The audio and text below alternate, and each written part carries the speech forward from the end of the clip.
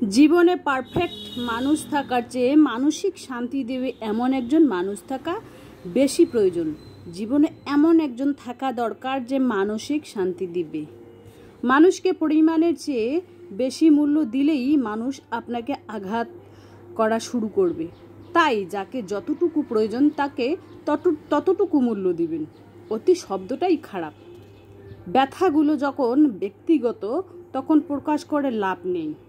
নিজের ভেবে বলবে যাকে, পরে আঘাত করবে সেই। তাই প্রকাশ না করে নিজের ব্যথা নিজের কাছে থাক। বাইরেরটা টিনের ভাঙাচুরা বাড়ি, ভেতরটাকে বানিয়েছি আমার স্বর্গ। মাই হোম ট্যুর আজকে তোমাদের রিকোয়েস্টেড ভিডিও শেয়ার করব। 2-3 জনে রিকোয়েস্টেড করেছে যে তোমার হোম ট্যুরটা একটু শেয়ার করবে। তো দেখো আমার বাড়ির যে হোম ট্যুরটা সেই ভিডিওটাই আজকে তোমাদের কাছে আমি শেয়ার করব। Welcome back to my channel. আসসালামু আলাইকুম। তোমরা সবাই কেমন আছো? আমি আশা করি তোমরা সবাই খুব খুব খুব ভালো আছো। আলহামদুলিল্লাহ আমিও ভালো আছি, বিন্দাস আছি এবং আমার সংসার পরিজনদের নিয়ে ভালোই আছি। তো ফার্স্টে থেকে লাস্ট অব দি ব্লগটা দেখতেই থাকো, আশা করি খুব ভালো লাগবে। এই যে দেখুন হোম ট্যুরের সাথে তোমাদের কিছু কাজও শেয়ার করতেছি, কারণ ব্যাক ক্যামেরায় কিছু কিছু কাজ করে নিয়েছি আর অন ক্যামেরায় যতটুকুই পাচ্ছি হোম ট্যুরের সাথে আর কি যোগ করে ভিডিওটা তোমাদের কাছে শেয়ার করব। তো কয়েকটা কাপড় চোপড় আছে, গুছিয়ে নেব ওই আমারই আর কি, কারণ প্রত্যেক দিনে তো ওই নাইটি ওই রান্না ওইগুলো পরে কাজ করতে হয়, ওইগুলো তো ধুয়ে দিতে হবে, তাই না?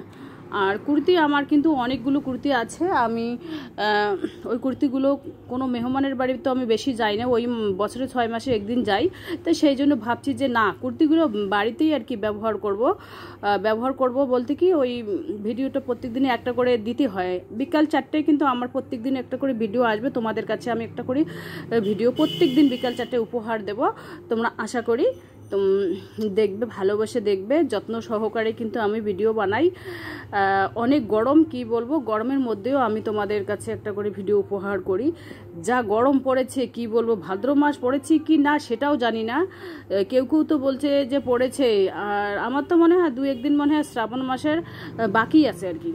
তো এইভাবে মোছামুছি ঝাড়া ফুঁকা করে নেই প্রত্যেক দিনে, তো একই কাজ করতে হয়। ওই রান্নাবান্না, ওই মোছা কোছা, ওই মশলার ডিব্বা, ওইগুলো করতে করতে একেবারে কি বলবো, যতদিন জীবন ততদিন তো ওইগুলো করতে হবে, তাই না? তো এভাবে আর কি আমার হোম ট্যুরটা তোমাদের কাছে আমি শেয়ার করব। আর এই যে দেখুন আমার কিচেনে কিন্তু বেশি কিছু জিনিস নেই, দামি দামি কোনো ফার্নিচার নেই, কোনো মশলার ডিব্বাও দামি দামি নেই। ওই সাদা মাটা কয়েকটা আর কি মশলার জার, আর একটা গ্যাস চুলা আছে, আর ইন্ডাকশান আছে, ইন্ডাকশান নিয়েছি। আর একটু ঝাড়াঝাড়ি করে নেব। রেক আছে, কিচেন রেক, লাল রেক একটা, আর ওই পাশে একটা স্টিলের রেক আছে। এই পাশে একটা মোবাইল রাখার জন্য একটা ছোট্ট রেক দেখতে পাচ্ছেন, এটা হলো মোবাইল রাখার জন্য, মোবাইল চার্জে দেওয়ার জন্য আর কি এই রেকটা কাজে লাগে। তো সাদা মাটা আমার রুমটাই আর কি শেয়ার করব। এই যে দেখুন এপাশে আবার মেয়ে সেলাই করতে বসেছে, এদেরও একটু শেয়ার করলাম। এই যে দেখুন বাইরে যা রোদ উঠেছে, কি বলবো, রোদের যা ঝলক, ভালোই লাগে না। ভাবছি টাকা থাকলে তো একটা এসি নিয়েই নিতাম, কিন্তু টাকা পয়সার অভাব থাকলে যা হয় আর কি, আমরা যেহেতু মধ্যবিত্ত পরিবারের। এই যে দেখুন এসি বোর্ড উপরে খোলা হয়েছে, এই কারণে উপর থেকে কিন্তু পানি আসছিল।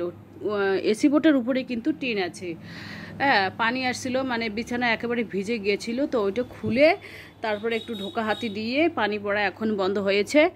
বৃষ্টির পানি ওখান থেকে আসে আর কি, তো ওই জন্য আর কি ওখানে আর কি ওইটা দিয়ে দেওয়া হয়েছে।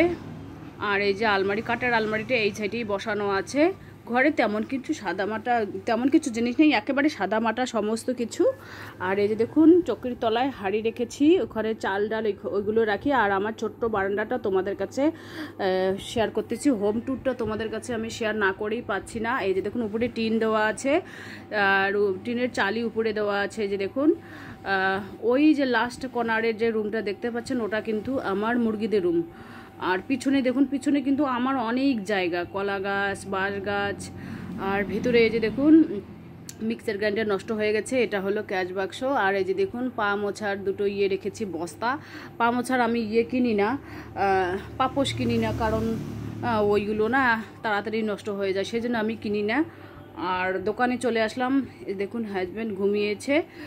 আর এই যে দেখুন রোদের ঝলকটা তোমাদের দেখিয়ে দিচ্ছি। আর এই যে দেখুন ফ্যান উপরে চলছে, আর আমার ব্যাগের ফিতেগুলো ওইখানে রাখা আছে, বান্ডিলগুলো।